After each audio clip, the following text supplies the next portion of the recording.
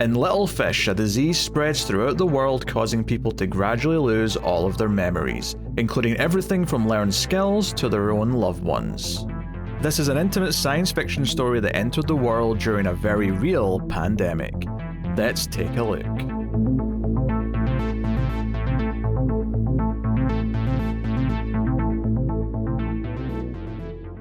Welcome everyone to the Atomic Cinema Experiment. I am Peter, and joining me as always is David. I come in good vibes. This is a science fiction movie podcast. We get together and we talk about a sci-fi movie. It's that simple. And on today's show, we are continuing our quest to seek out the smaller sci-fi movies from this decade, i.e. 2020 onwards, and kind of check them out and see what we missed. And today we're looking at a film called Little Fish, which is a 2020 movie, although having looked at the release schedules and whatnot, it seems like it became more of like a limited release in February of 2021, but it was at festivals in 2020.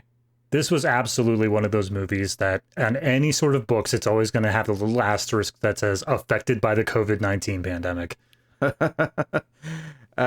Yes, that's probably accurate. But, I mean, to be fair, though, that's not irregular. There's lots of movies every single year that are festivals in one year, so they're counted as that year, but then they don't actually come out to the public until the following year. And It's usually fine, because the internet just agrees pretty much unanimously that the original date is the original date, and that's what we count. The only reason why it's confusing with this one is that when I looked it up, I literally saw half the places label it as 2021, which is technically incorrect, but I understand why they're doing that. Yeah. But anyway, that's just me complaining about my annoying research on the movie. I was gonna say that is 100% just a spreadsheet problem. How do you classify it? Oh dear, yes, but it's a 2020 movie, and which is interesting because it means that it was at least written, if not shot, before the pandemic. Mm-hmm. Which is curious because shocking because of the plot. Yeah, there's a lot of things in here that definitely parallel the pandemic, and it's just kind of. I almost feel like it all might have even done it a disservice as well. Like, not that I remember it being advertised anyway, but if it was advertised, I can only imagine an audience in February of 2021 being like, I don't want to watch this. This sounds depressing given the current world we're living in. There's a point where a character is told, like, while you're waiting, please put on this mask. And I was like, oh my God. They saw it coming. It was there. I feel like that moment had way more weight when we, in hindsight of like seeing how many people had a problem putting a mask on, as opposed to at the time when it was written, where it was more just like, hey, you might spread this, so here, put this on and keep it to yourself. Anyway, what is Little Fish, you might ask? Little Fish is a romantic science fiction movie about a spread of a disease that is making people lose their memories. It's that simple, really, kind of like, dementia or Alzheimer's, but it can happen to basically anyone, any age, and it's more widespread. It's, it's something that is contagious, and more people are getting it. And the movie focuses on a young couple who are recently married, who one of them gets the illness, and it's kind of about trying to remember and like fight it, and that's basically the gist of it. But anyway, we'll start spoiler free, of course, as we always do. We'll give you a warning before the spoilers, and obviously if you're enjoying the show, you can hit the like button on YouTube. It helps us out a bunch if you do, and if you want to support the show, you can do that over at Patreon and get some bonus content, but I'll tell you more about that at the end of the episode. So I already did the premise. I did the premise first. I usually do that after the intro spiel, but hey, whatever. We're here now. Are you forgetting how to do things, Pete? I guess I forgot. Yeah, maybe that's a troubling sign of things to come. Yeah. When I went to research, like, what movies slipped under my radar, and looked at sort of indie sci-fi recommendations and stuff, this popped up. I had never heard of it. It was something that was completely just outside of my perspective at the time. I assume this was the first you were hearing of it? Yeah, absolutely. I mean, this is just on a release thing. Like we said, it was supposed to have a festival route, and then COVID-19, and then apparently like a year later, IFC Films picked it up just to put it in like, I don't know, 6 theaters, barely anything. So I don't think, you were saying if this got advertised at all, I don't think this got any sort of spread. It probably outside didn't, of the tiny little prestige circuit. But I have absolutely never heard of this film before starting it. Yeah, well, I mean, it's quite simple then. What did you think of Little Fish? I liked it. I mean, I don't think it's a bad made movie. I think that it is. It's really hard to classify on this show particularly because I know that by all technicalities it does fit under sci-fi, but the sci-fi aspect to it is so muted and so minor that it is really just a romance movie. Like that is almost 100% what it is. If you were to replace this mystery virus with just saying dementia and like kept it going as is, it would almost be identical and it would completely remove the sci-fi aspect. So it's a little hard to compare in terms of that stuff, but in terms of just a movie on its own, I think it is a slightly lesser but still not bad at all version of Eternal Sunshine of the Spotless Mind. It's got its own thing going on, its own little ideas, but it plays that same sort of thing of what happens as these memories slowly start to fade away. Is the other person still the person that you got to know to begin with? And then it also plays a little bit with not telling the story in order, just to be able to mix you up a little bit as an audience member, give you that same sort of idea that the characters themselves are going through of, wait, I thought this is what happened. Oh, wait, no, this is actually it. So I appreciate it. I think it's done very well storytelling. Acting is fantastic. If I had any little minor critique, it was that I think the third act, it's kind of hard to split this into acts, but I think that I would have liked more of the second act and a little bit less of the third act. I think they just expanded on that last bit a little bit too much, but that's mainly just because I want to see more fallout in the world of what this is causing rather than focusing on the specific romance aspect of these two main characters. But that's really what the movie is. So it's doing what it wants to. It's just I would have preferred something a little bit different. I mean, yeah, it peppers in like world building kind of around like how the world's been affected by this going on, and that is definitely the science fiction kind of element at play, other than just kind of the core idea of whatever. But I mean, as always with science fiction, it's really just about kind of representing something so we can explore.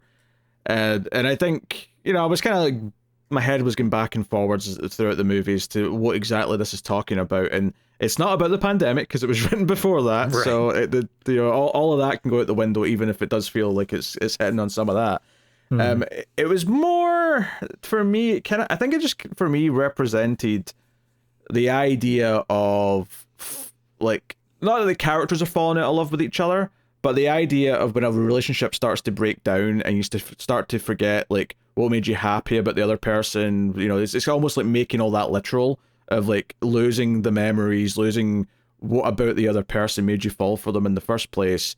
And my extended thoughts really delve into kind of how it ends, so I can't really go into it any further than that. But that was kind of like the main vibe I was getting. I mean, as for whether or not I liked it though, I mean, yeah, it's good, but that's kind of like the extent of like how positive I want to be on it. And I think part of that is just that, you know, I'm sitting there watching it and like 3 minutes in, right, if that, you get like the narration, and there's a lot of narration from the main character played by Olivia Cooke, and she's talking about what's happening to the world, but it's also a little bit poetic and talking about love and romance and this and that, and it's got kind of like an ethereal sort of dreamlike quality to how she's narrating, and like the piano music's playing in the background.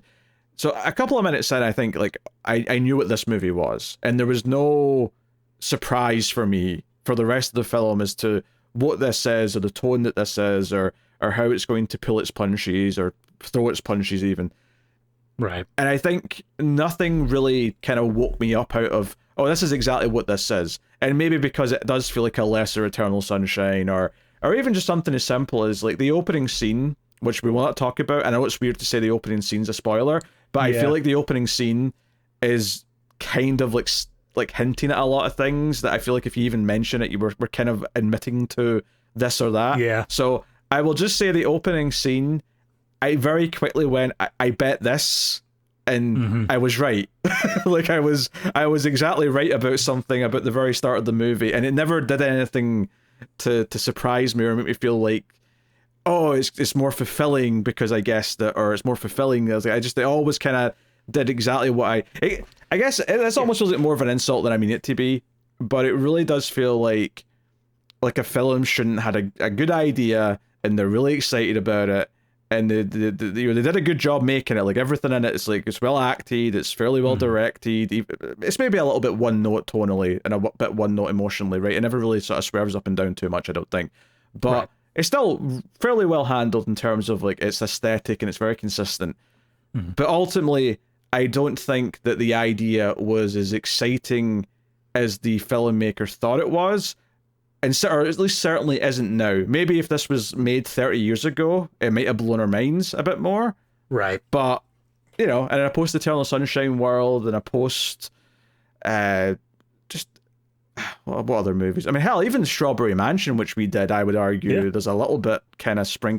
But that movie had a lot more charm to it, because it was had a lot more identity. It was a lot more quirky. And I think in comparison, not that it's the exact same plot by any means, but in comparison... This movie felt like it was almost like just aping on the tone of other movies as opposed to feeling like its own unique thing. Right. So it left me a little lukewarm in that sense, but it was definitely solid for what it was. I can't really point at it and say, oh, it did this terribly or it did that terribly. It just never lit a fire under me. It never got like a big reaction out of me. And you know, so. No, I get you. I think what the movie did best for me is that going into the movie, you don't it just knows that there is a memory virus going on. But it doesn't tell you, even if you read like most plot descriptions, it doesn't tell you who in this couple gets affected. And I think that the first like 20 to 30 minutes of this movie, where they keep on hinting at people doing little just, oh, I forgot about this. Oh, I forgot about that. Or like, just tiny things that, of course, people aren't going to forget about or are capable of forgetting about regardless of a memory disease. It's those little things that get you pulled into it to thinking, is this it? Is this the person getting it? Yeah, is this the sort of thing? There's definitely moments like that in the movie where someone will say, oh, they forgot something. And I'm like, wait a minute. Is that the start of it? Is that like it happening? Even though it sounds like something very plausible that you might just forget.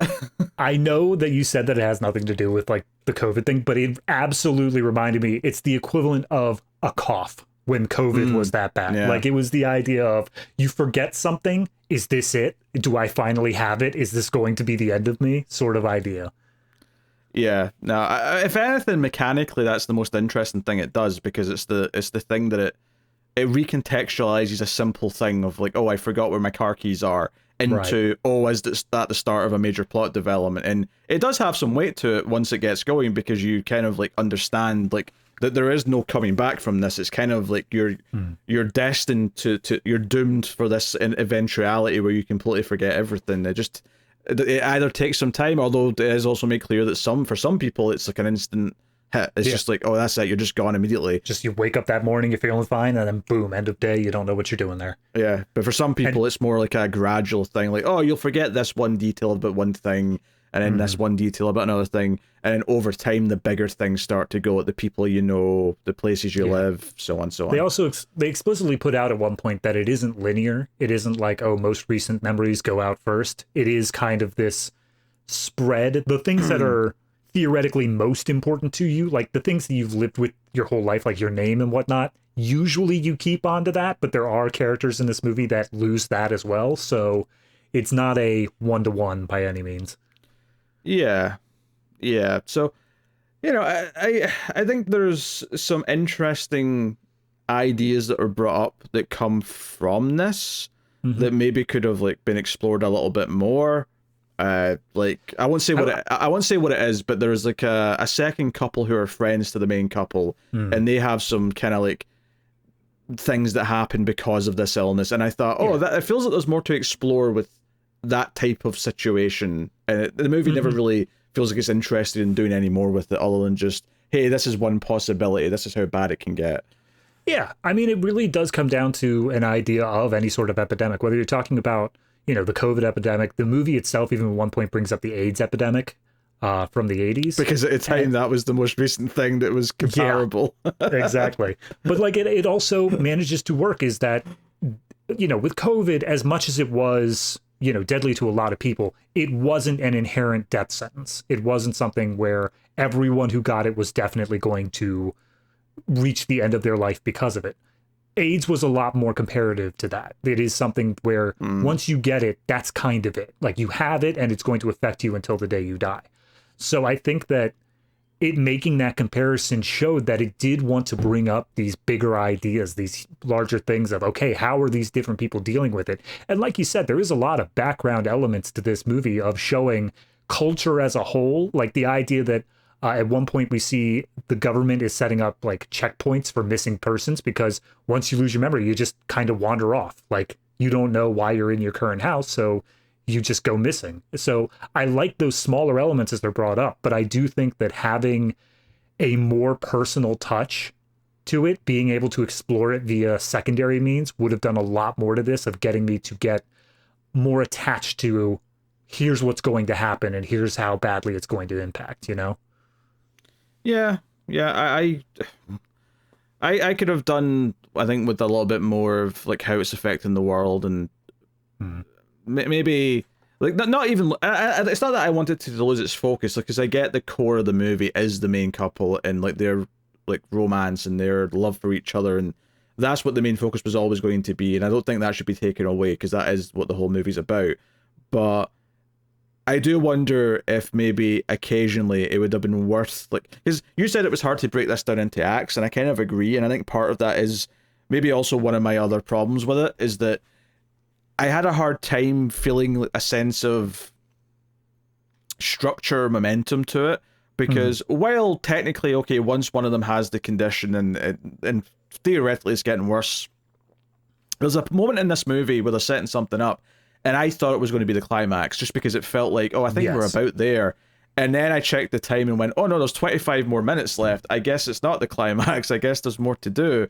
And I kind of felt like it, I don't want to say it was meandering, because I wouldn't say that it felt like that either. It just didn't feel like, it didn't have that feeling of like, oh, we're building to something, right? Even though there is this ticking clock of like, someone's going to keep getting worse until maybe the worst happens.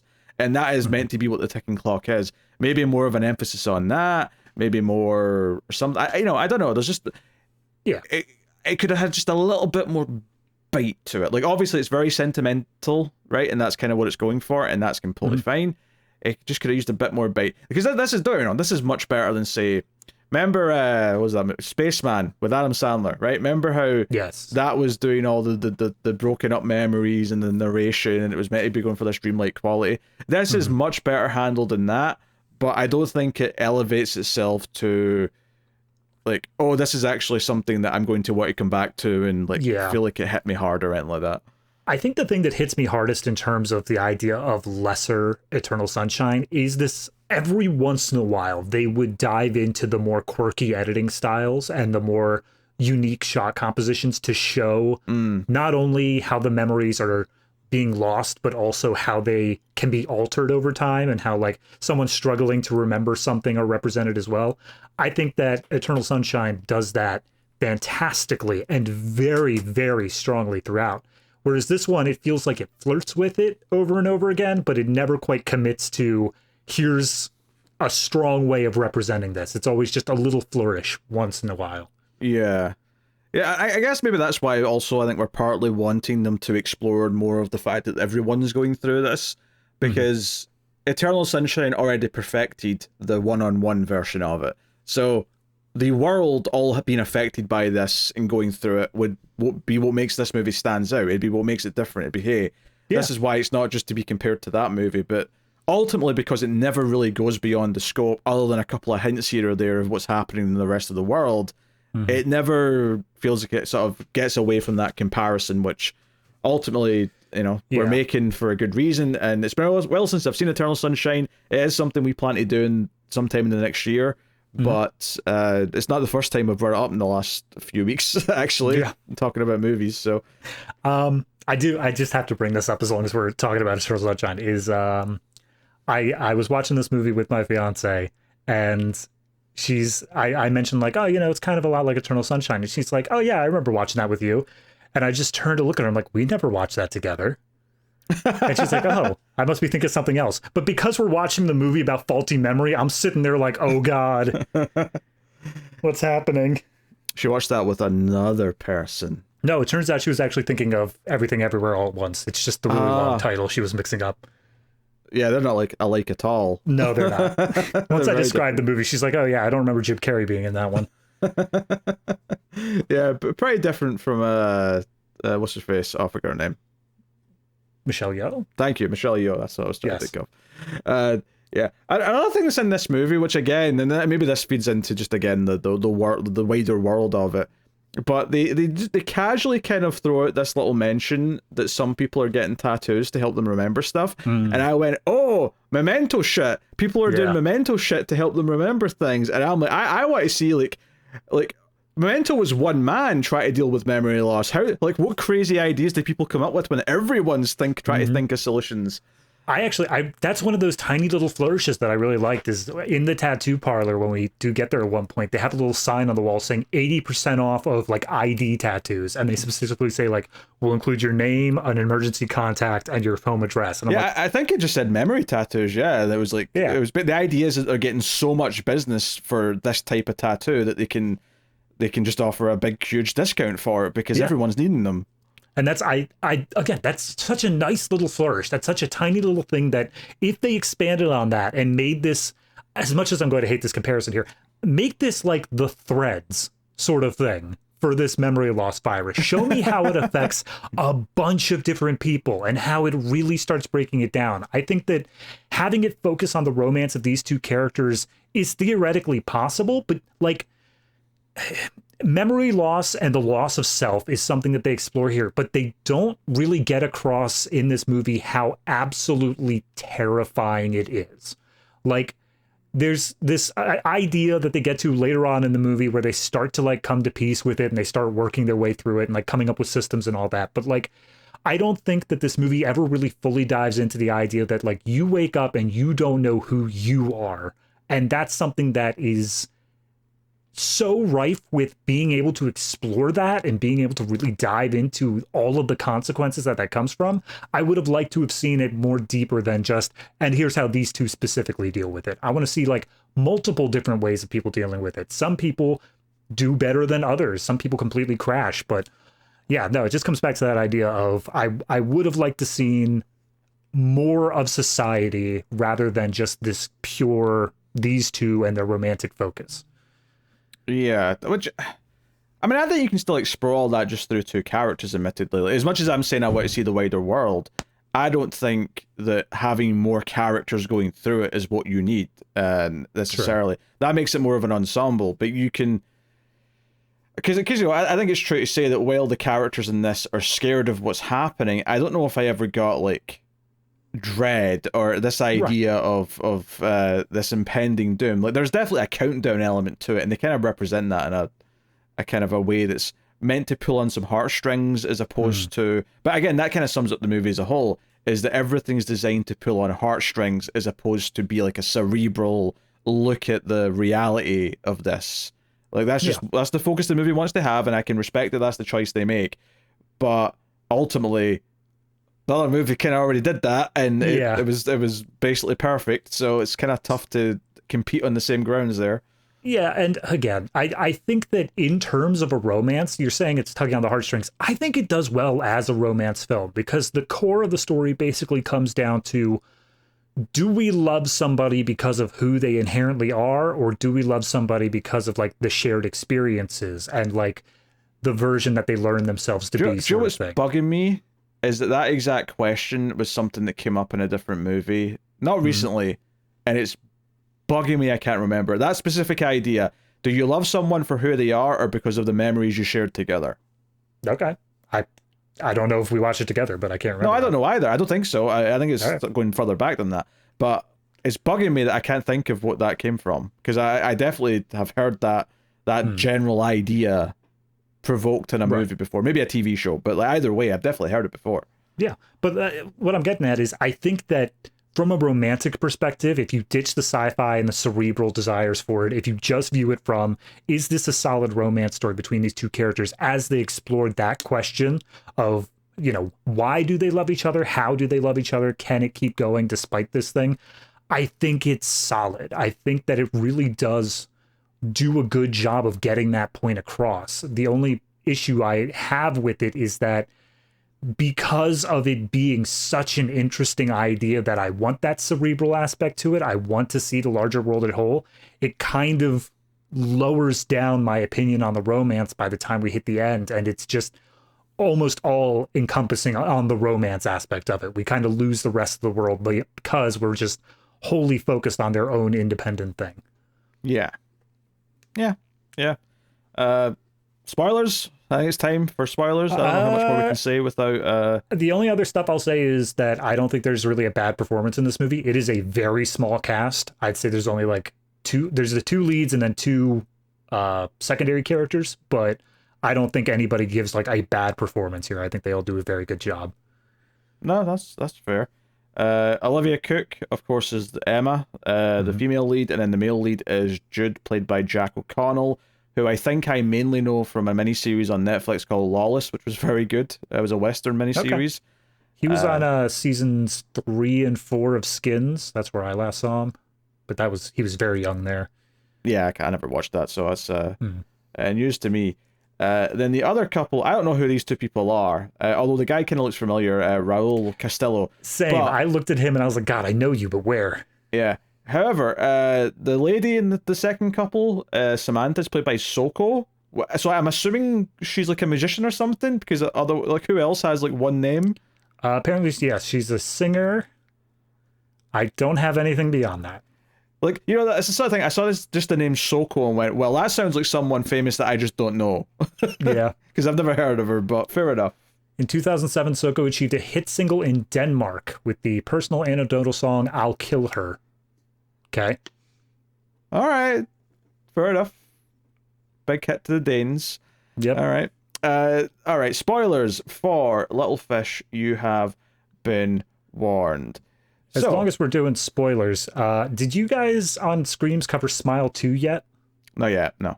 Not yet? Okay. He's apparently the supporting dude that we thought we recognized has a big role in that, so. Fair enough. I feel like I want to say that I've seen him in like military gear. Yeah, he was in Army of the Dead. That's what I'm thinking of. Oh, yep, there it is. Yeah, he's in a Zack Snyder movie. Oh yeah, you had to watch a Zack Snyder movie. There'll be more sci-fi Zack Snyder movies for you to watch, don't you worry. I know, but at least that means you'll always have one more than I do, because there's no way I'm watching Army of the Dead. I hate you. So, the opening scene of this movie, which is also the closing scene of this movie. Yeah, that's why it's a spoiler. Yeah, and I kind of got it, like, because the movie starts and like she's sitting on the beach. It's not like a particularly nice day, you know. It's kind of like gray and whatever. And she's out on the beach. The waves are crashing, and she's clearly upset about something. And then in walks our main, you know, guy character Jude, and the dog comes in first, I think. And she's like, "Oh, who are you?" And she starts like, you know, petting the dog. And then he comes up, and they have this interaction where they're kind of both smelling at each other. They clearly have chemistry. And he's like, "Wait, why are you smelling at me?" And she's like, "Why are you smelling at me?" And the movie plays it at this moment like, "Oh, this is how they met. This is their meet and cute," right? And then the movie progresses from there. You know, it jumps ahead to where they're already married, but when we get flashbacks to like their first proper date, that when she kind of ditched their then kind of boyfriend to go be with him instead, like her situationship. Yeah, it all plays as if it came after this beach scene. But to be honest, very quickly, because she was upset at the start of it and sort of changed when she saw him, I went, I don't know if I'm convinced that was how the relationship started. And to be fair, it's quite late on when they eventually say they met at a water park, but as soon as they said that, I'm like, okay, I know how the movie's ending then. Yeah, they do. They actually, just watching through the movie again, they do, within the first like 5 minutes, they do a bunch of like clips throughout their life. And they do show the water park in there. So there is, like I said, this non-linear narrative thing where they keep jumping around to different memories. But it's only because they set up that first scene of clearly they don't know each other, that they're leading on you to understand, oh, this is them first meeting.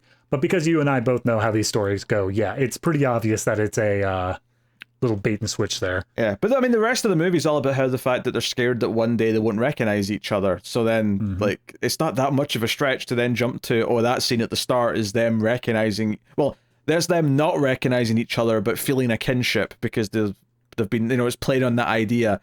Do they remember their feelings even if they don't remember who each other are, kind of thing. Which, I mean, correct me if I'm wrong, but didn't the meet cute in Eternal Sunshine also happen at the beach, like that first scene? Oh, it's been too long. I feel like it did. I don't know. I'm gonna stop mentioning that movie because we haven't actually covered it on the show yet. But like, yeah, I don't remember it well enough to talk about it in depth. But that's fair. Yeah, yeah. So and this is fine, but of course this means that the entire bookend to the movie, of course, is just this question of. But all I could think at the end, though, because it's meant to be this kind of sweet thing where, oh, like there's like a spark anyway. But all I could think was, yeah, but they've both now completely forgotten everything about themselves. How can they even function in society? Like, they're just going to be stranded on the beach with no way. Like, they can't drive home. They've forgotten how to do that properly. Like, they're screwed. Yeah. I hate to be cynical, but that's all I could think about. Yeah, I mean, if they somehow managed to set this final scene inside of an apartment, I would have been like, okay, at least they're home. But like, no, they're miles away from home, and I'm a little bit concerned about how they're going to get back. Yeah, very, very strange. So the actual first, we don't get to see them meeting at the water park, but the first time, like timeline wise, we get is, well, I guess first thing in the movie is she wakes up in the middle of the night and decides to start journaling in order to like keep everything straight, keep it all like a written record of stuff going on. And she starts talking about a Halloween party that she was at one year. And she went with her boyfriend, not boyfriend, and as she's about to take a group picture with her as a selfie, all of a sudden Jude sends her a text, and the not boyfriend totally sees it, and he's like, "I'm sorry, what was that? Who's Jude? What's going on?" Yes, who is this Jude? Also, the fact that his name was Jude was kind of throwing me off because I kept like waiting for someone to say, "Hey, Jude." There's a moment much later in the movie. I had to pause just to go get some dinner, and when I came back, he's about to share this very heartfelt note that he wrote to Emma, and I'm like, "Hey, Jude, don't make it bad. Take a sad song and make it better." Yeah. It also occurred to me that this is the first character in the movie I think is called Jude. I can't think of another one. I mean, I watched Across the Universe, which had Jim Sturgis as Jude, but that was specifically for the Beatles reference. So yeah, we're not counting that. Yeah. So yeah, just throwing that out there that his name was distracting me because every time they said it, I'm just like, no one's called Jude anymore. It's just 20 years ago. That's also the other thing. I don't think it is anymore based off of how they say it, but this was technically set in the future because they said that like they met in 2021 or something like that. Then they get married in 2021. They got married in 2021, but because it was released in 2019, all of this is technically set in the not so distant future. It was released in 2021. Yeah, but like it was meant to be released in like early 2020. That's what I'm saying. It's set ever so slightly. Oh, sure, but we had an entire conversation about how the fact that it was meant to be 2020 then get pushed slightly to 2021. So if it was the future, it was only the future by a year. All right, but then they also say they got married in 2021 and they've been married for at least a year or two now. So it's still the future regardless. Oh, sure, okay. It's 2022, maybe. Yeah. All right. Well, it's not that much of a future job. What's your point anyway? What's the point you're trying to make? No, I'm just saying that like this isn't supposed to be like some alternate historical thing. This is technically a set in the future story. It just happens to be we've already passed by that time already in our real life here. I wouldn't even say this is set in the future. This is a present day story. Yeah, that's true. That's fair. Right. I think if you set it just 1 year ahead, you're not even saying it's the near future. You're just saying it's basically now, and we don't know what our release date is. So we're just everyone has the next iPhone. That's the only difference. To be fair, that's all that changes these days, technological wise. Yeah. Oh dear. Anyway, so yeah, I mean, it goes through the early scenes where like she ditches the Halloween party to go and be with Jude, who's with his small group of friends, which includes the other couple that are kind of close to them, as we find out later. We also see them at some sort of like nightclub or whatever it is. I think it's later that night even, where they're waiting in line at the bathroom, and that's when he's like, "Hey, can I kiss you?" And she's like, "Nah, probably shouldn't. I'm kind of involved with someone." And he's like, "Oh, do you love him?" And she's like, "No." She didn't even think about it. She just says no instantly. Like it's not even a thing. And then eventually she kisses him, and it's whatever. It's like your cute kiss memory. But it was definitely during this bit where I'm like, Okay, this is perfectly fine, but I've seen the fractured memories of a love life just presented better. And I'm not even thinking about the main thing we've been referencing necessarily. Like, there's other movies that have done this style of like, oh, we're going to go back and see prominent scenes and how like two people met and happens. Even something like After Yang in some ways, is another thing that this was kind of making me think of. That I also thought was a bit better because I really liked that movie. And I think part of the reason why I really liked that movie is because it really felt like, it had a strong message, it had a strong kind of angle in what it was doing with its concept. Whereas, this, like, I think I get it, but I don't know if it's hitting quite as much. Yeah, I mean, I think that this opening sequence here of showing how they met and all these different things is primarily just to set up all of the multiple, not even Chekhov's guns, just Chekhov's items that, because we're dealing with memory, we're going to slowly see each of these things come back up and then fade away again. Well, so it's more so just to drive that home.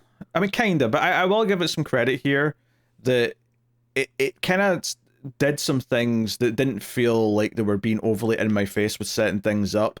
They did have little payoffs later that kind of worked.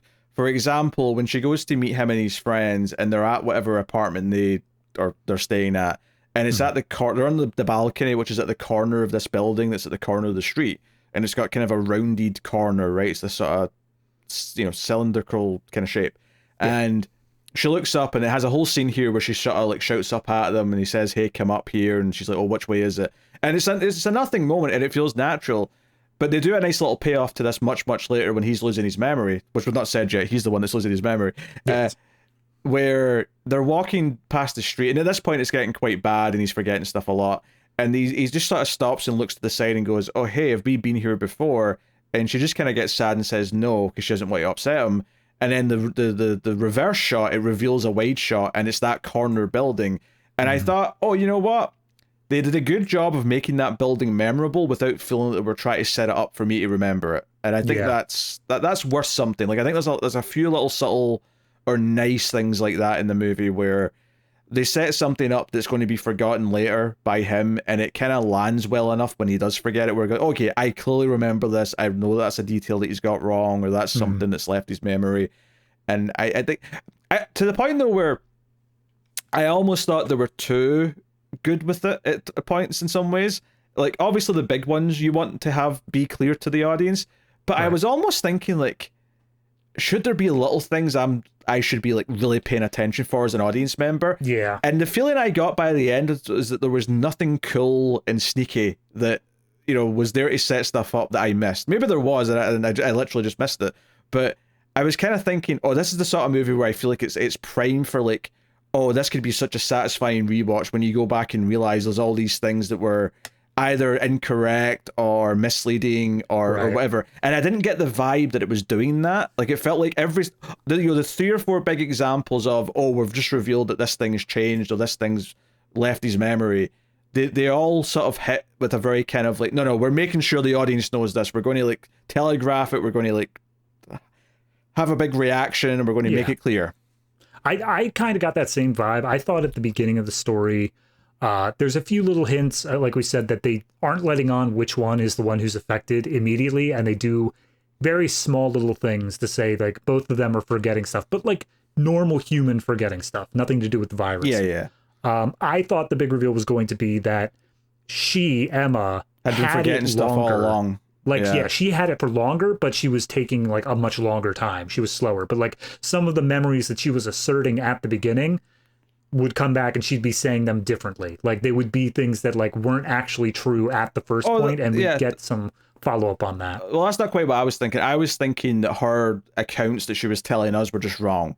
And it was going to come up somehow later that they were wrong, or it was going to get to a point where it was like unclear. Because there's a scene like halfway or so through when she's asking him questions about specific memories, like the night we had our first kiss, and that was something she specifically told us about, and we saw that scene, and he's getting like details wrong, and he's saying things. I thought it might go down the path of, oh, either one of them might be right, and we're maybe not sure, but I don't think it ever actually feels like it's doing that. It feels pretty set in stone. Obviously, yeah, she eventually shows signs of having it, right, and it hits her very quickly once it does, but it's like one thing, right? It's it's this delivery driver at the vet, because she's a vet, right? And although she, as she puts it, she mostly just puts down dogs now, to be honest. But she gets the deliveries from the guy who drops off the dogs in the cages, and like he's showing signs that he's losing his memory. Much later in the film, she gets another delivery, and it's a woman this time, and she says, "Hey, do you know anything about that guy that used to do this before you?" And the woman says, "Yeah, no, I don't think so. But I mean, I've been doing this for weeks. Don't you remember?" And I feel like that's a scary question that people are constantly asking in this world. Oh, like, yeah, absolutely. Don't you remember? Like they're concerned that you've got it. And she's like, "Yeah, of course I do." But but to us, we're like, no, she doesn't remember that. And she goes and looks at all the delivery papers that she signed for the last like 3 weeks, and she's like, oh no, he's not been coming for weeks, and I've forgotten. They even play it off a little bit, because obviously that's the thing. Like I have a somewhat relative that did have some level of dementia, and the part that you realize is how often you just play it off. How often, if you don't remember something and someone corrects you on it, you just say, oh yeah, well, I meant this. Like, you don't admit to the fact you're missing memories. You just try to play it cool and everything is totally fine, and you don't even realize you're doing it.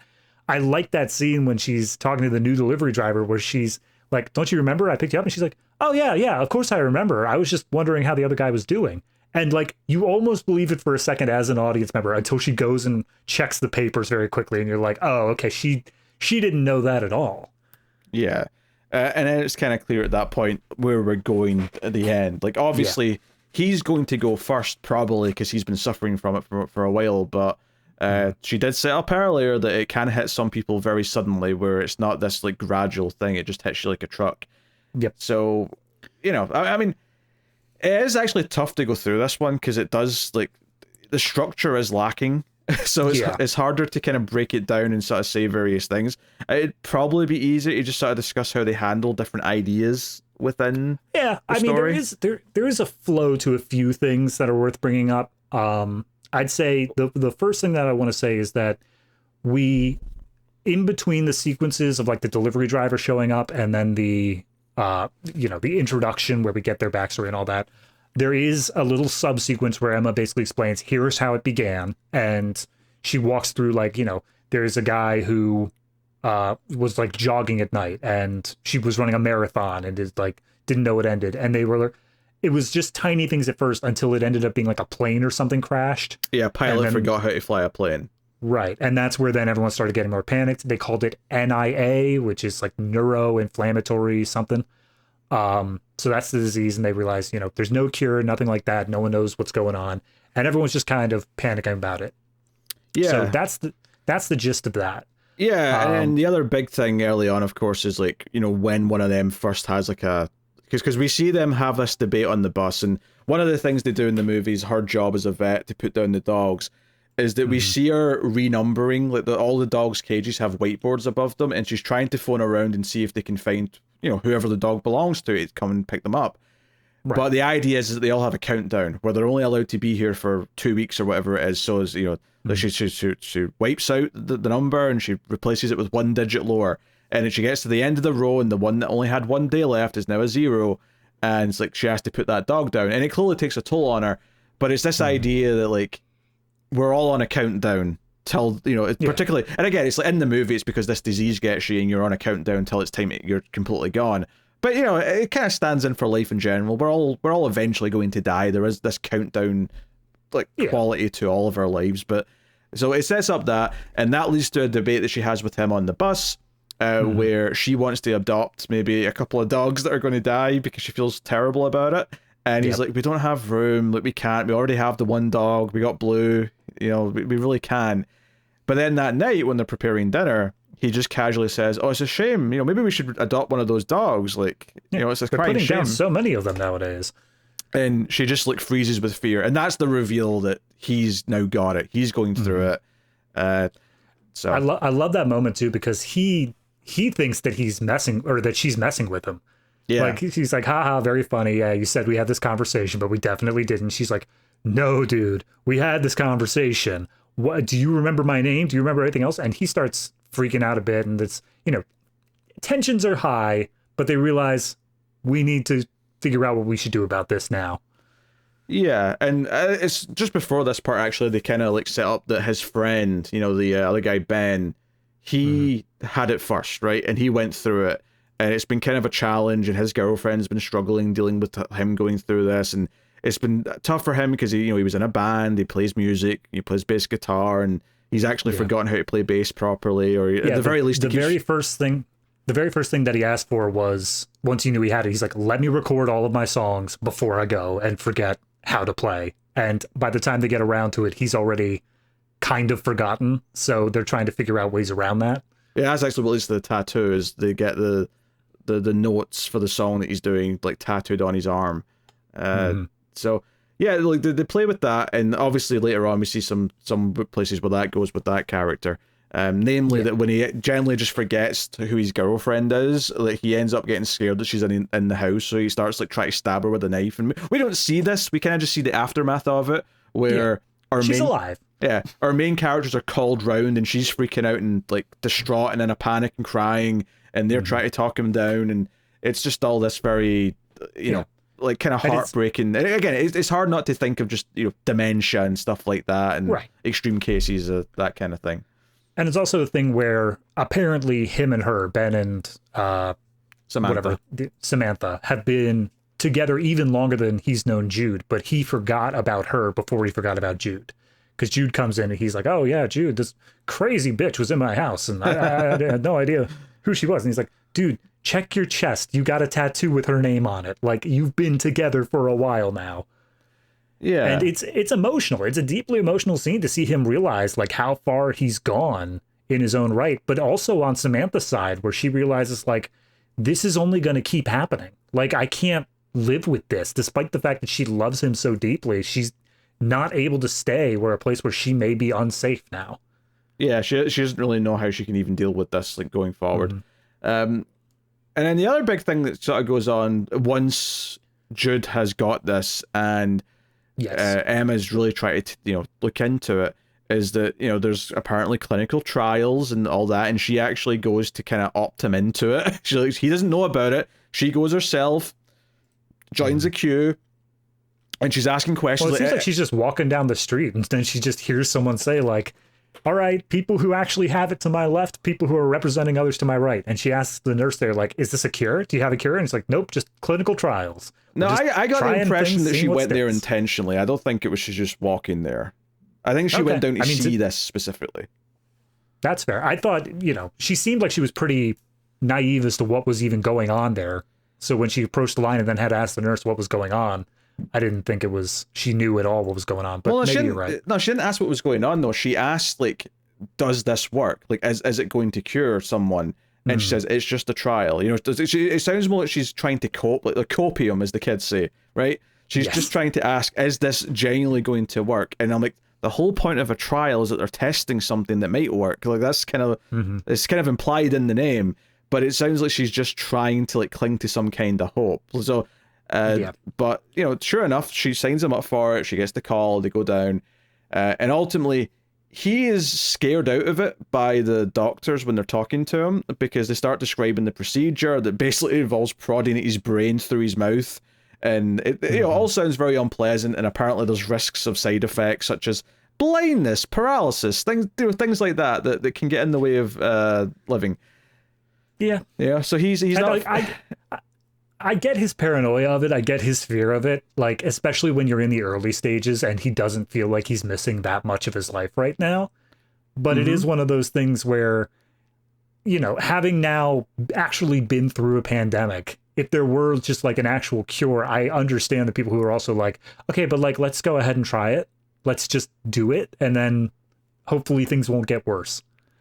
Yes, that's fair. I don't think we can ascribe this again to the actual pandemic, though, because there's a big difference between a vaccine and we're going to prod at your brain with a stick. Oh, yeah. Right? No, absolutely. Dude, when the COVID tests were coming out, I had enough trouble with the nose swabs that had to go like deep up in there. I was like, this is the worst. To then imagine, no, we're going to go through your soft palate up into your brain. I'm like, no, thank you. I'm done now. Goodbye. Yeah, like I get his fear, but I don't think that's really the point. More so is that he wants to make this choice. She wants him to go through with it, but he doesn't. And she has to just kind of accept that that's his choice. And it's like, okay, that sets that up. What's interesting, though, is that, so the next part of the movie plays out, and there's a lot of lovey-dovey stuff here where she's, like, asking him questions about, like, moments in their life, like her favorite color, painting the walls, all the rest of it. Yeah, it's all part of a workbook that he's handed to basically be a part of the clinical trials. He needs to do brain teasers and be asked simple questions about, like, memories to make sure that he does actually have this. So even though he's not going through with the trials, she still wants to go through this part of the process, but it leads to all these, like, you know, memory moments, and we see them, like, painting, and he paints her face and all the rest of it. But while this is all happening, this is all getting lovey-dovey, and they end up on a ferry a little bit later in the movie. Yes. And it's during this where it comes on TV. Apparently the trials are going very well, and, like, they're saying that this actually might be a cure. And now they're, like, closing them off for anyone else who wants to get in, because they've got too many applicants, the demand's too high, and this gave me, like, a little chuckle, because I'm like, oh, I bet he feels bad now. Now that it's turning out that this is working, like, he's going to feel, like, guilty that he pushed it off, and she never actually does get mad at him, but, like, in the moment I was thinking, oh, she's going to be pissed. Like, deep down, she's going to be pissed. Well, that's the thing. She doesn't get mad at him at the moment, because she thinks, like, okay, they're going great, and they wanted you for the trial, or at least they said you were, like, an applicant, so let's see if we could just pull on those strings and get you back into the trial. Like, we have an in. But that's where we discover something that happened way earlier in the movie. Jude is a photographer. And this is before we knew he had the thing. Well, this is before the reveal that he has it.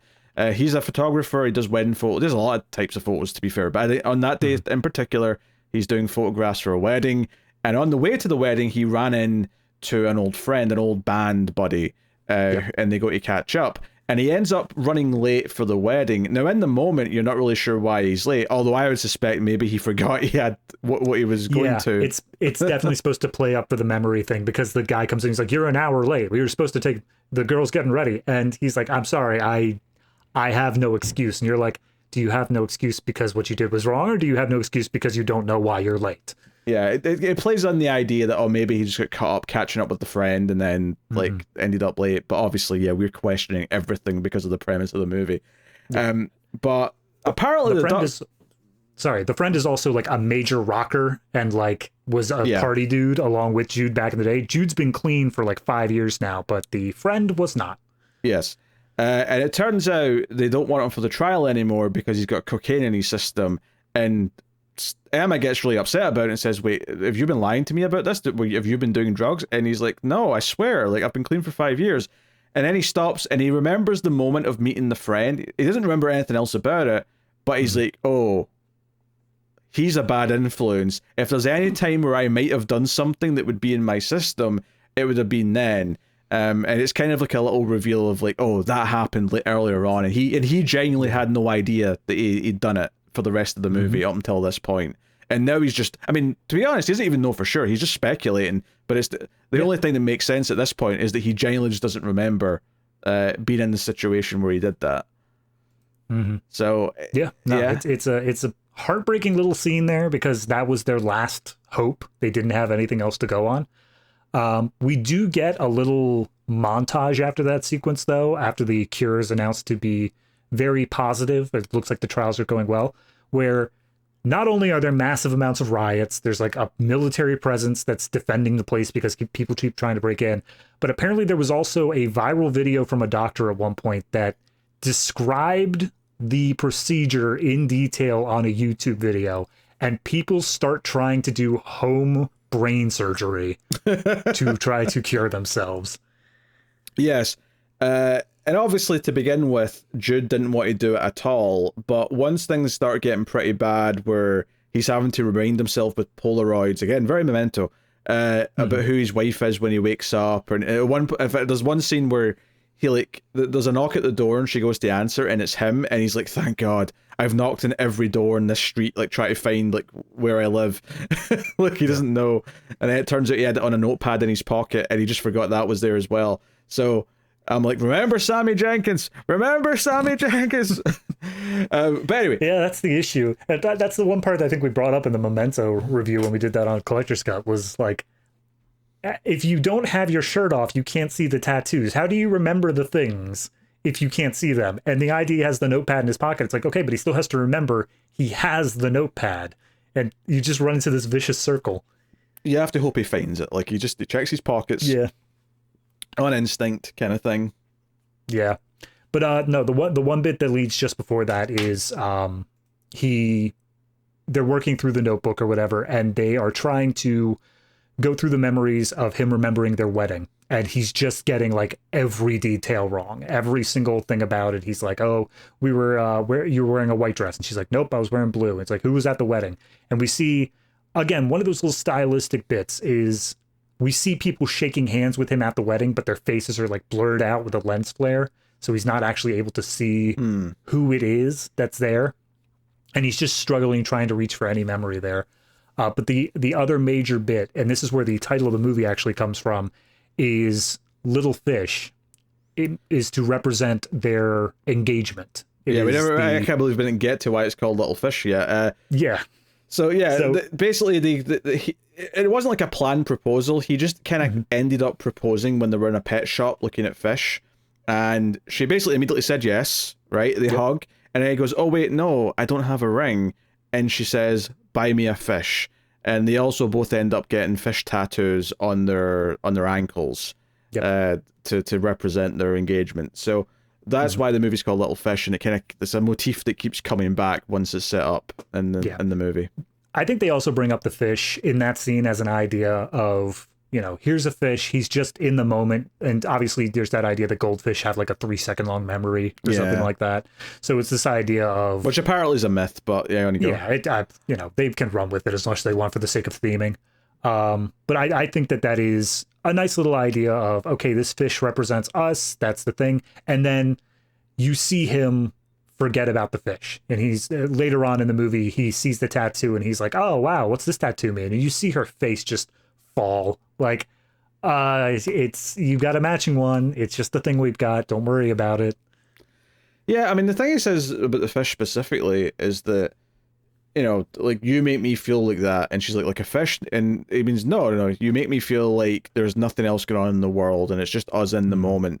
And obviously the ending kind of represents, it's just us in the moment and nothing else matters, which obviously that's a sentimental and sweet idea on its own, but in the context of like having to live the rest of your life, maybe not so great. But anyway, at this point in the movie though, he gets to the point where he is actually like, okay, maybe I do actually have to fix this is getting really bad, and he decides that, hey, I read all that stuff about the procedure and I maybe watched some YouTube videos, why don't we go to your vet clinic and you can do it? And she's like, what?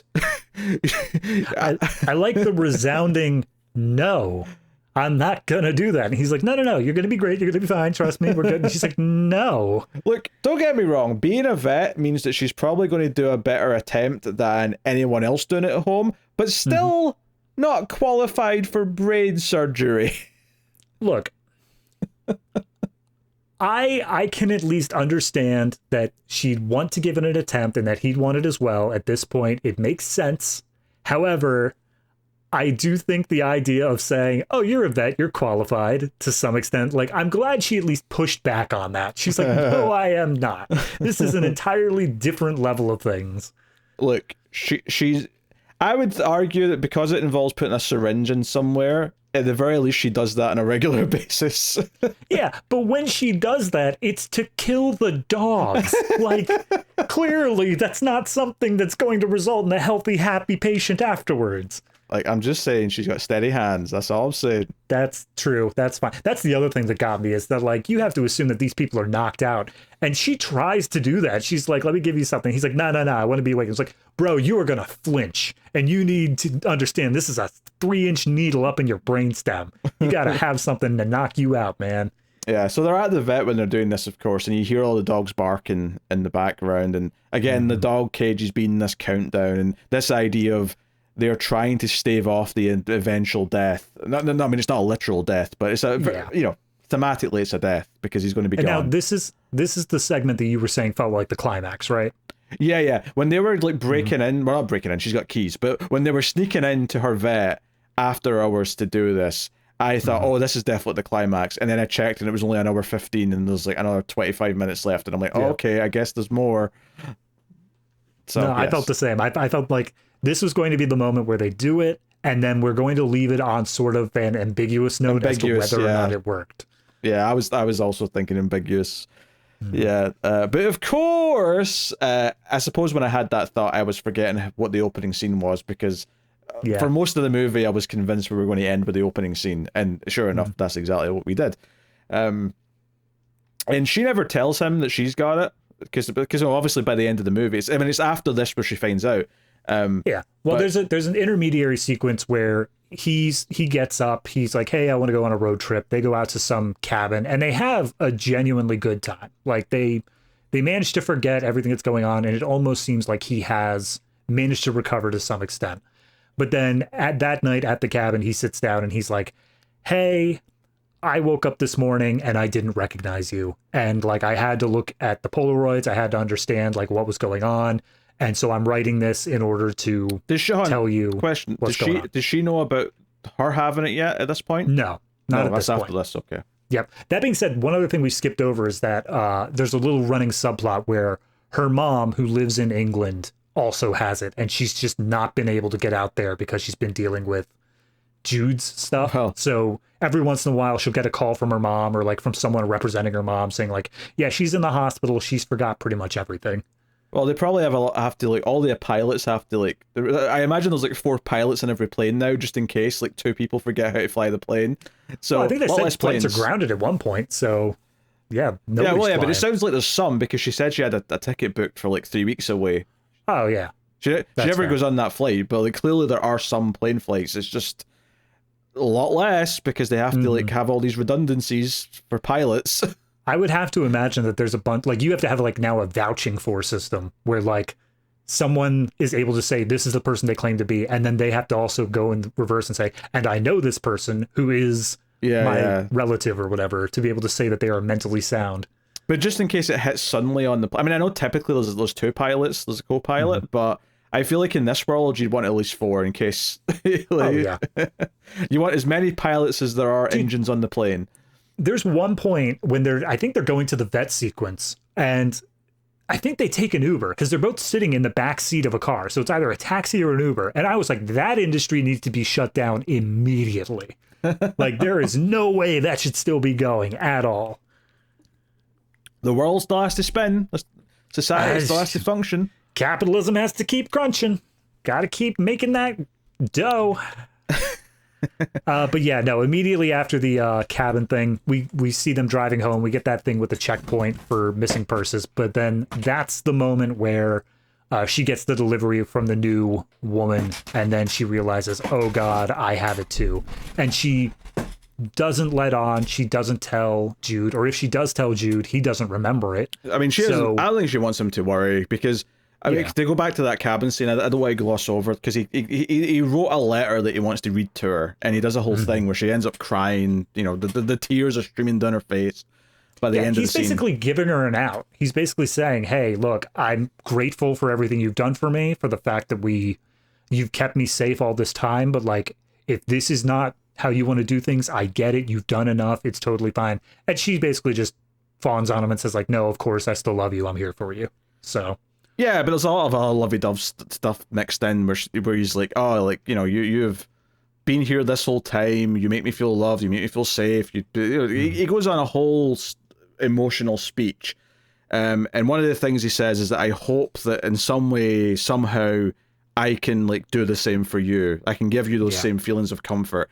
And it's kind of almost a hint that she's probably going to go through it as well. But how can he possibly give her the comfort she's given him if he's already at the point where he can't remember anything?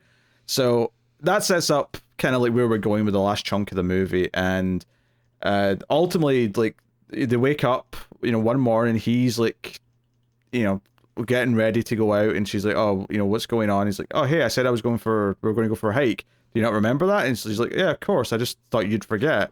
And I was like, doing that covering, that immediate covering. Yeah, but I like it in this case though, because it's very plausible that she would just like. There's probably been things over the last like month where she's just like, he's going to forget he said that, so I'm not even going to register it. Like, right? But it is interesting though that he's remembered that he said that, and she seemingly hasn't remembered that he said that, even though he's the one that's much further along in the illness. But it's this hike that gets them out to the beach where we started the movie. He's taking photographs of her, and it's basically just this moment where he's taking a photograph of her, and then he looks down at the camera, and then he hands her the camera back and says, "Oh, that's a cool camera." And he basically hands it back as if, "Oh, it's a stranger that's asked me to take a photograph of them." And then he starts to walk away, and she obviously emotionally starts going, "Don't you recognize me? It's your wife. It's your wife. Hey, and Jude, you're making it bad." He basically just immediately shuts her down as if she is a crazy person who's just trying to like say she says, "I'm your wife," points to the ring, and he's like, "All right, I'm out. Goodbye. This is too weird for me." Like, he knows that this is not someone that he has any familiarity with. But... And she sits down and she's all sad, and then the opening scene plays out. Not the whole thing, but the start of it plays out as there's a little bit of narration. The dog comes up and is like licking her face, and she's like, and they do one little bit of editing in the middle though, where they show the aquarium scene or the pet shop scene, and one by one all the lights are getting turned off, and it's representing her side of the memory. Yeah, it's basically representing that all of her memories about to go, right? It's boom, it's gone, lights are out. Yeah, that was a good visual representation, actually. I'll give that a compliment. So they do a thing here where her narration kind of actually repeats a line she said earlier, but what was interesting though, and sort of like gives you a little bit of mystique potentially about the movie and like what's really going on and how dreamlike the entire movie's been, is that when earlier on when they're talking about memories and she talks about where did we meet, and we actually see a couple of snippets of them at the water park, and they talk about how, because everything's shutting down because of this pandemic, of this disease, every day something was having its last day, and one of the things that was shutting down was this water park, and that's where we met. We were the two oldest people there, blah, blah, blah, blah, right? And one of the lines that comes up during that conversation is that he says, "Oh, you were really sad that day." And she's like, "Yeah, I was really sad, and then you made me happy." And he says, "Oh, what were you sad about?" And she's, "I don't remember, but I just remember that I was happy once I found you." And that line's repeated at the end, and it kind of like is almost like it's making you question, wait, is there some kind of cyclical nature to, and this is actually what got me, this is why I was, at the start of the review, when I said, to me this was talking about just the idea of like relationships breaking down, falling out of love. To me, this idea of I was sad the day I met you and then you made me happy, and then that happened again at the end, that to me that was representing the idea of like the pain of getting over a relationship is going to be there, and it's not really gone until you have that new spark with someone else, and then that kind of like fills that void, and you start afresh, you start anew. I'm not actually saying the movie's saying that they'd already suffered from this at the start, because that would make no sense from a logical point of view, because their lives all existed before then. But it does raise that sort of like thematic question of like this being a cycle, like you go through this, I think that it's supposed to be more representative of, like we said, this debate between whether or not you love the person or you love the experiences. I think that this movie, with the ending, pretty wholly comes down on the idea of you love the person. I don't think that because they show the experiences fading from both of them one by one, but then as you hit the ending, it's essentially an exact duplicate of how they met the first time. And regardless of what happens after the movie ends, you see there is this spark still there just between the two of them meeting again for the first time. So I think that it is this idea that you love the person because they are the person. It doesn't matter the shared experiences you have. It doesn't matter anything else going into it. It's just a spark, you feel it, and it's there. So as much as it is cyclical, I think it would be cyclical if this were any other sort of like virus or anything like that. But it is, in this instance, just showing that we are going to keep, even if they have to keep on meeting each other over and over again, there's going to be this spark between them that they're going to feel. And the only reason that at the end there, where Emma was, trying to remind him and trying to say like, "Hey, I'm your wife, don't you remember me?" And he was shoving her off, is because they weren't both at the same spot there. Like, she had the memories, he didn't, and therefore they were clashing. It was only once she also forgot that they were able to say, "All right, we're both clean slates, let's start this fresh." It's funny though, because like this movie, I clearly have a bit more of an issue with the logic of it, in the sense that, yeah, what does happen after the movie ends, like they're both just stranded out there. As sweet as it's supposed to be that they're having this spark again, like what, how are they possibly going to move on from this moment? There's definitely other movies where that works for me, where there's like the literal like interpretation of what's going on in the movie maybe doesn't quite add up, but it doesn't matter because the thematic and the emotional side of what it's saying is more important. Right. And I never even care about the fact that, oh, if you stop and think about the logical side of it, that it doesn't work. With this movie, it does bother me a little bit, where I do feel like, because it does set up like this worldwide thing, and it does set up this, like, I feel like you have to go a bit more dreamlike to make it more just like representative of something. So it doesn't matter about the logistics of it. It's more just about what it's saying about love and about relationships and about life. Yeah. Or alternatively, you have to actually do something with the world, and you have to do something with like, where do these characters actually go after this, or something. I think because they chose to do the ending they did, which is fine in and of itself, but as soon as you start thinking about it in the context of the world or the story, and where they could possibly like survive as a couple, and not even just as a couple, even as just two individual human beings, how do they survive in this world after this moment? It does kind of feel like it doesn't quite add up, and I think some movies get away with not having to like have that side of it feel like it's working. I think this one, it bothers me a little bit. It doesn't. Yeah. It doesn't feel like they quite earn just the emotional thematic ending, where we can just disregard what actually happens to the people. Yeah, I think that really comes down to the idea that they did drill in so earlier on, like, here is what happens to the people. Like, we saw the entire Ben subplot. We saw how that shook out and how horrible it was for them. But, like, because they went into it and they showed you that there is no happy ending here, it's kind of hard once we hit the end to say, oh, but like they'll fall in love together again.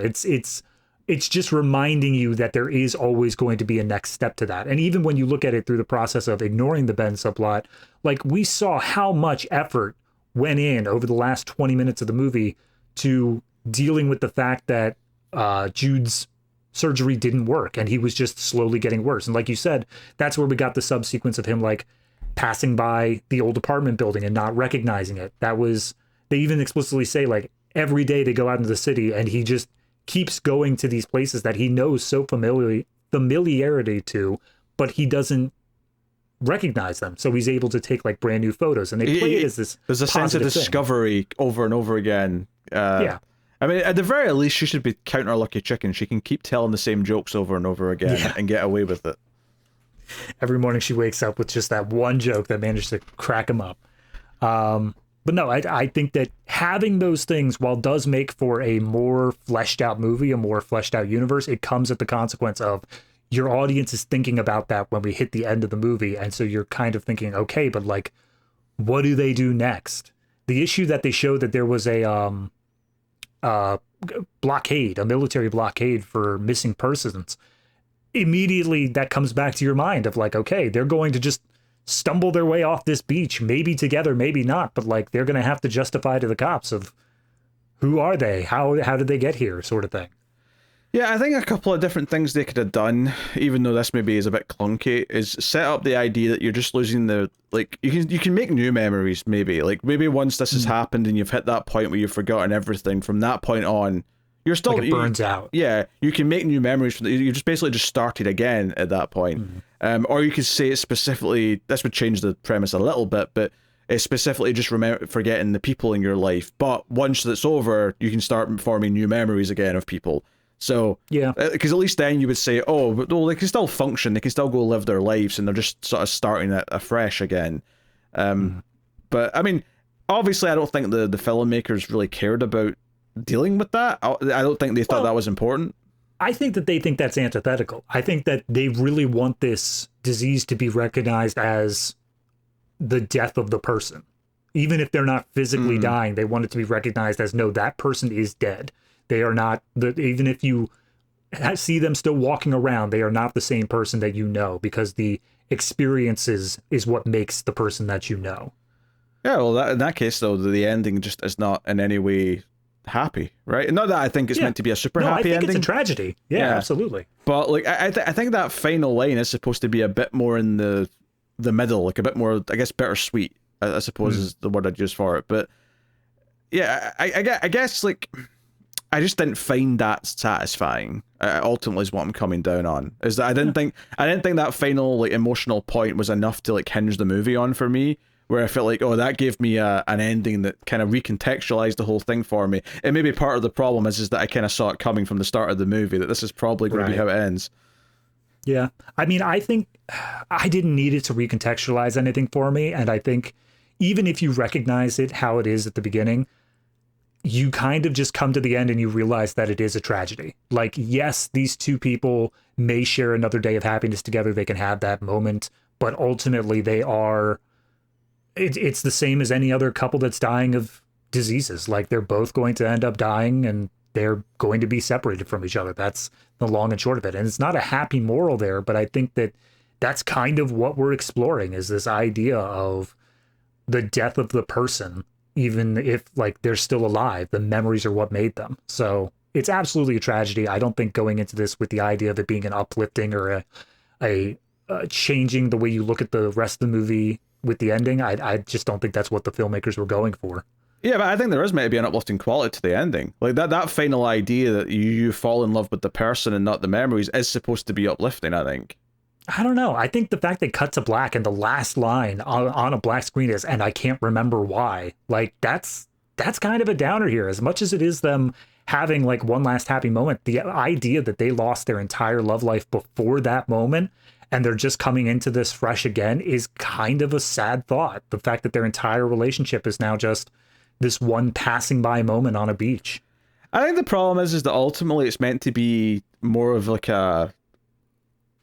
Like, the movie almost wants to just present itself as a poem that's a thought on love, as opposed to actually being a full fleshed out story that is, at the ending, like a satisfying conclusion to a story. Well, I mean, it is based on a short story. I did look it up as we were talking. It's only 5,000 words long. So it is a very short little succinct thing that's written in the style of the diary/journal entries. It's like, here's a given date and then here's some stuff that happened sort of idea. So I think it is, like you're saying, it is kind of a little succinct poem on that. It's just here's the general vibe and idea of what happens if you lose your memories. And then this movie doesn't do much more to expand upon what the journal presented. It just kind of gives it as is. I think that's what I'm saying, though, is my problem. Is like, I think it had to decide to go further into just being a tone poem and be more ethereal, in which case I wouldn't really care about the logistics of anything, or it should have went into being more of a movie and more of an actual story that had like a conclusion. Because as it is, it's kind of in this weird no man's land in the middle where it's kind of a bit of both, and I think that because it's a bit of both, the ending doesn't quite work for both sides of it. It only works for one side of it, and the other side is left kind of hanging, and like, I'm less satisfied by that. No, I get that. I think if I'm viewing this from a sci-fi perspective, I think I'm left a little disappointed. I would have wanted it to be a little bit more locked in on what it's doing. If I view it solely from the romantics perspective, I think it is a very well told tragedy. It is a decent size of two people who slowly lose each other. And then even with that last little moment, that last moment's there to punctuate just how much they lost. It's not there to show like, oh, but they managed to find each other one more time in the end. No, it's to show here's everything that they lost along the way. So from a sci-fi perspective, I get where you're coming from. I think that it doesn't really work with what it's doing. I think it ends up a little bit better on the romance side, though. Yeah, but it's, like, obviously we brought up Eternal Sunshine. I'm even thinking of like a movie like Her, like has kind of the tone and perhaps the sense of longing that this movie wants you to have, but I think nails more of what it's going for and kind of is more satisfying, both in the romantic sense and in the science fiction sense. Yeah. I think for me, what I was kind of looking for, and this is the second act problems I was talking about, is they kind of do tiny little piecemeal things, tiny little things to show that Jude is losing his memory. But then they hit you with that one sequence of he forgets the wedding, he forgets the engagement. Like, all that stuff happens at once. And then going into the third act, it just kind of feels like, okay, he's just been on this massive downslide where he can't remember pretty much anything about anything of this relationship. And I would have liked to seen the more interstitial moments, the more moments of her having to deal with, you know, oh, he forgot that like today was my birthday. Oh, he forgot to lock the door or something like that. Like just tiny little things that start chipping away. And so when we get to that sequence where he breaks down and says, hey, you've like really helped me through all that, you get her emotional distress, not just from the sake of losing him, but having to deal with this illness the whole way through. Yeah, I don't know if I necessarily want those moments you described, but certainly a montage where it feels like she's caring for him and more like a patient kind of way might have made that land a little bit harder. Yeah. I mean, I was throwing this just examples on the fly, but like the only thing that we got of that was her pulling the notebook out of his pocket and saying like, it's right here. This is the thing. So I would have just wanted more of that, I guess, is the long and short of it. Yeah, there's not a lot of him struggle to function as a human being. There's a lot of like, oh, this is affecting the relationship because he's forgetting key moments about them. But that not being able to find his own home is the only time where he's like struggling to function as a human being. Yeah, maybe you could have done more with that. Yeah, that's a part of I mean, obviously it's not dementia, but a part of the dementia aspect that I think is not covered well here is the frustration from the patient itself. Like the idea that these memories aren't there and it is so frustrating that you can't put a finger on it. Like, you know, you're missing something. People tell you you're missing something, but you just don't know what it is. And I think that that's something I would have liked to lean on a bit, is that little depersonalization from Jude's character. Yeah. I mean, I think I'm good. So that's get into the wrap up stuff. What was your scene of the movie? Scene of the movie. As much as it is kind of just I don't want to say an expositional dump. It's a turning point very clearly in the movie. I think that it is the breakdown sequence where it shows that he doesn't remember the wedding and all those other little details, because that's where I think the editing goes into full swing of showing what it was capable of. And what I would have liked more of the movie to be, because it, like, again, it blurs out people's faces. It shows him like glancing over at a window saying, oh, it was the summertime. And then it glances back and shows, no, wait, it was winter. And then it like all in one continuous looking shot, it changes the seasons there to like match his changing memory. So that I think was the epitome of what this movie could have been if it just really leaned into that stylistic choice. Yeah, I don't even know what I want to pick, to be honest. Like, I think that's... I think I like when it does have those flourishes, because it does feel like it's setting things up. But it's probably just the more natural moments, like the one I brought up earlier, where he's walking past where he used to live, and he's like, hey, have we been here before? And she's like, no, never been here. Even the idea that she's just lying to him because she doesn't want to like add another thing on that he has to feel guilty about not remembering. So she just lets that one go. But then it reveals to the audience, hey, it's that building he used to live at. The fact that it set that up so well for us to like recognize it without it beating us over the head with it, I do think was quite smart. So I'll go with generally that, but also just that broad sort of montage where he's taking photos of places in the city. Just because it's kind of interesting that someone who is a photographer and captures memories. I mean, even the fact that when he goes to the wedding and the guy's upset, it's like, hey, you were supposed to take some photos of the girls putting their dresses on, which feels like a weird thing to say, but I guess I get what you meant. Getting ready for the wedding. Yeah. It happens. And he's like, hey, those moments are now been lost to time. And I'm like, yeah, like tears in the rain, like all these memories that are about to go. Yes. I feel like that guy was the one time where I was like, yes, we get the theme of the movie, buddy. We understand. Yeah, the memories are gone. Yeah. And I suppose that's another complaint you could have, is that, like, it maybe does spell things out a bit much at times and lays things on thick. You know, like, did we have to go heavy into the narration and explain the world immediately? You know, maybe we could have, like, discovered through the characters a bit. Like, I don't know, maybe there's a more interesting way to get through some of that stuff early on without just having the character tell us.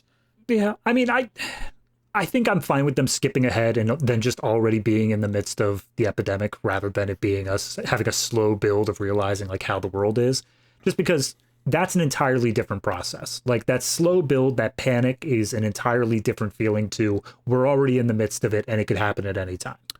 No, I get it. There's reasons why that choice was made, for sure. It's just like, what is more interesting is in terms of finding out.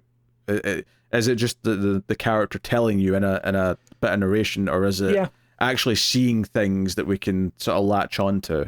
I mean, honestly, I would put it to the difference between World War Z, the movie, and World War Z, the book. Because the movie was very much about, here's the outbreak, here's what's happening, and here's how we're dealing with it. Whereas the book is, the outbreak happened like 15 years ago. And this is just how people dealt with it and are dealing with it nowadays. It's written as a oral account of like, remember when the zombie apocalypse happened, sort of thing. And I think I'm much more interested in the latter one than the former.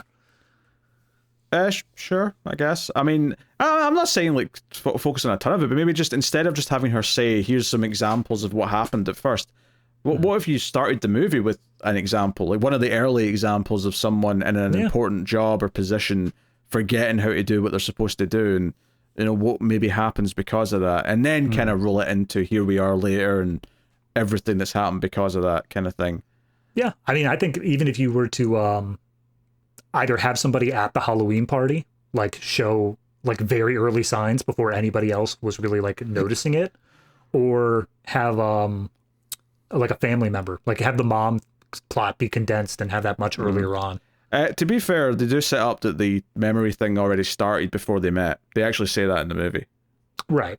Yeah. No, so I guess it's more of a, I think it was still developing by that point. It wasn't so much of a recognized thing, but yeah, I guess they already called it NIA at that point. Because that's why the water park they met at was shutting down. It's because things were shutting down because of the spread of the disease. Yeah. All right, MVP of the movie.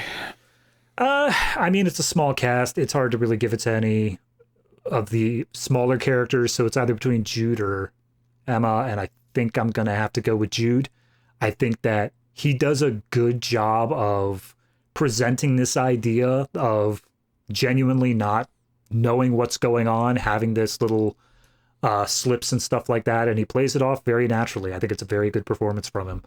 Emma is also fair choice, obviously, but I think that she is a lot more passive. She's a lot more of this is happening around me, and I'm just a little bit less interested in that as a character than Jude, who's actually going through the thick of it. So, yeah, that's my choice.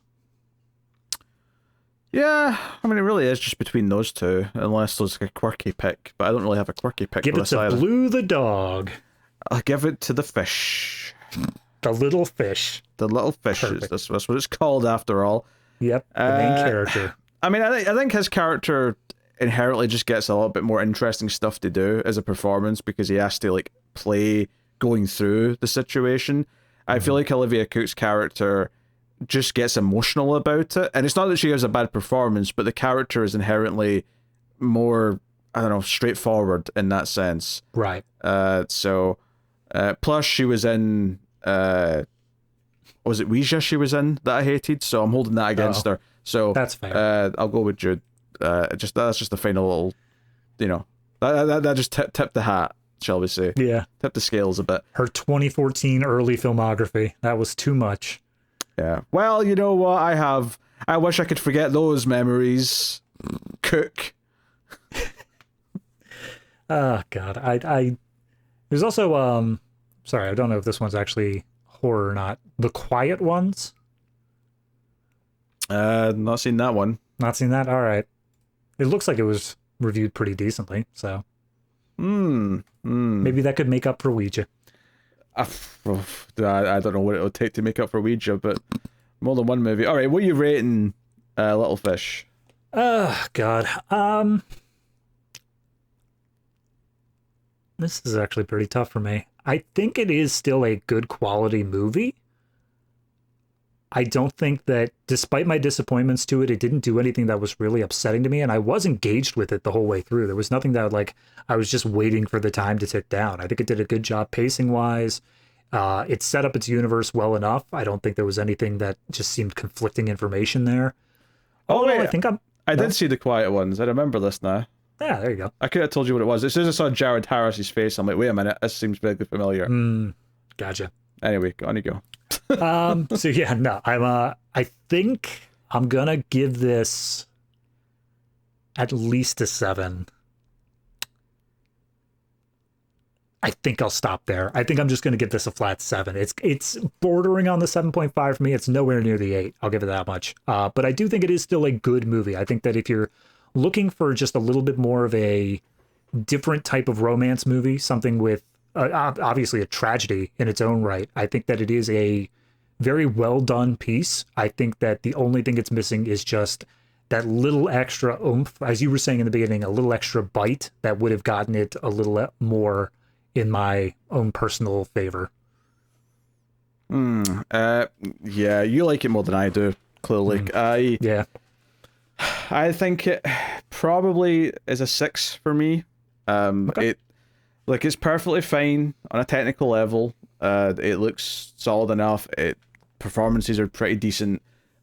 The IDs are decent, but I just couldn't shake the feeling that it wasn't doing anything new or interesting with its premise. It felt like it was kind of aping tones and kind of moods from other movies that I think have done it better. I never felt like a great sense of momentum or structure to the film. And yeah, plus, and while we're on the subject, Olivia Cooke was also in Ready Player One, which also sucked. So she's just on a hot streak of garbage, apparently.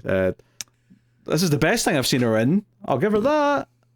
Apparently she I can't even say if it was good or bad, but my fiance recognized her from Bates Motel. So right, yeah, I watched the first episode of that, but I never saw it anymore. But so yeah, 6 out of 10. I'm joking aside, 6 out of 10. I think it's perfectly fine, but I wouldn't really even recommend it that much. It's one of those movies that just comes out feeling kind of lukewarm to me, where I'm like, you know what, I get what it's going for. It's commendable enough effort, but I just don't think it's actually interesting enough in the end to really recommend. So it's fine. Yeah, there you go. It's fine. So, all right, there you go. Little Fish, another ace movie in the books. David's got his homework movie in a second, but before that, I'll tell you more. You can get on Patreon if you want to support the show and get more content with me and David, and also me and other people. If you want streams after midnight bonus episodes, you can get those over there too. But me and David have 2 monthly shows that are on Patreon. We have the Criterion Cut, which is where we review a movie from the Criterion Collection every month, and the name's kind of a spin-off of the Collector's Cut, which is the other movie podcast that me and David do, where we go through franchises and we go through, we just did erotic 90s thrillers season. We'll be doing the Die Hard movies over Christmas season, so like stuff like that. Actually, as fun. This is coming out, we just finished Gladiator season. This like 2 movies. It's barely a season, okay? Gladiator. It's an interlude. The intermission. It's an interlude between 2 actual seasons. But you can get Criterion Cut at any tier over on Patreon, and at the $5 tier and up, you can get access to extra reels where we and David tackle some of the worst things ever made. And, maybe Vanilla Ice was in one that we just did. That's oddly specific, Pete. I wonder if that's saying something that we did. maybe, but we've done Neil Breen movies, we've done all sorts. We haven't done an Uwe Boll movie yet, but won't be too long now. Yeah, I see it. It's there. Anyway, if you want to support everything, you can do that over at Patreon and get your bonus things. Thank you kindly. It is greatly appreciated. You can also support us simply by liking, subscribing, commenting, all the usual things. It helps us out a bunch if you do. But anyway, every week on the Ace, David goes back and watches a movie that we did on the show before he joined it, so he can catch up and have all the same background knowledge when we get to countdown lists and whatnot. So David, yes. What was this week's homework movie? This week's homework movie has nothing to do with this movie. It was episode 148, Titane, or Titani, or Titane. Okay, buckle in, folks, because I don't know what David's going to say about this one. Bro, okay, let me paint the picture for you real quick. So, I had to watch both this movie of Little Fish. Hold on. Yeah. Please tell me that the fiance was present for Titane. Yeah, that's what I was getting to. So I had to pick without knowledge of either movie, because I tried to go in totally blind. The only thing I knew was that Little Fish was romance and Titane was body horror. Whoa. Titane's also romance. Come on now. I will argue that point in a minute. But look, what a young woman and a vehicle have between each other. Stop stealing my thunder. We've already had this talk. Look, so I was supposed to watch one of those movies last night and then one of those movies this morning. And last night I had to pick. And I thought, you know what? I'm going to go with the actual movie, Little Fish, and watch that last night while my fiance's with me. And then this morning I'll watch the Titane on my own. Thank God I made that choice, because there is no way I could have justified putting this on the television last night as we're just trying to relax and trying to have a good time. Because I put it on this morning, and I got to tell you, I did not have a good time, Pete. What are you talking about? It's much better than Little Fish. Here's the thing.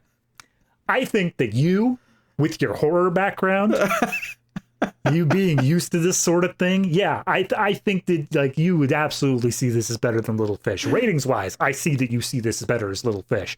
But I go into this movie and I'm like, okay, I'm into it. I'm understanding it for about like 20 minutes of the movie. And then all of a sudden it takes the strongest left turn I've ever seen in a movie to just a totally separate plot entirely, while still not abandoning the first plot. And I don't know. I can appreciate that there was some artistry going on there. I appreciate that they had a vision, but I have never been in a movie where I was so uncomfortable with every single thing that they were doing. Like, there was not a single sequence in this, and I was like, oh, thank God, a reprieve. Like, no, it just kept getting worse and worse. So, I mean, I'm gonna absolutely go against you here. I don't think this is better for me than Little Fish. Like, from a quality perspective, I absolutely recognize that there was a lot going into this. But like, if you were telling me recommend one of these movies, there is no way in hell I would be caught dead saying, no, please go watch Titane. I want to be written off of all future Christmas card mailing lists. Titane will put some hair in your chest. Yeah, nah, it did. Which then immediately retracted back in when they had to see the final acts of Titane. Jesus Christ. So yeah, no, I mean, I know, look, Pete made the joke of saying like when a woman makes love to her car or whatever, and yes, that's a point of the movie, but I have to be clear that the only thing I had going into this was the IMDb tagline, which is, a father unexpectedly gets reunited with his son. No, wrong, not the plot. Well, it is after. No, it goddamn isn't. It kind of is. You can see where that came from. I could see somebody on IMDb chuckling as they write that in, saying they can't technically say I'm wrong, tee-hee. God.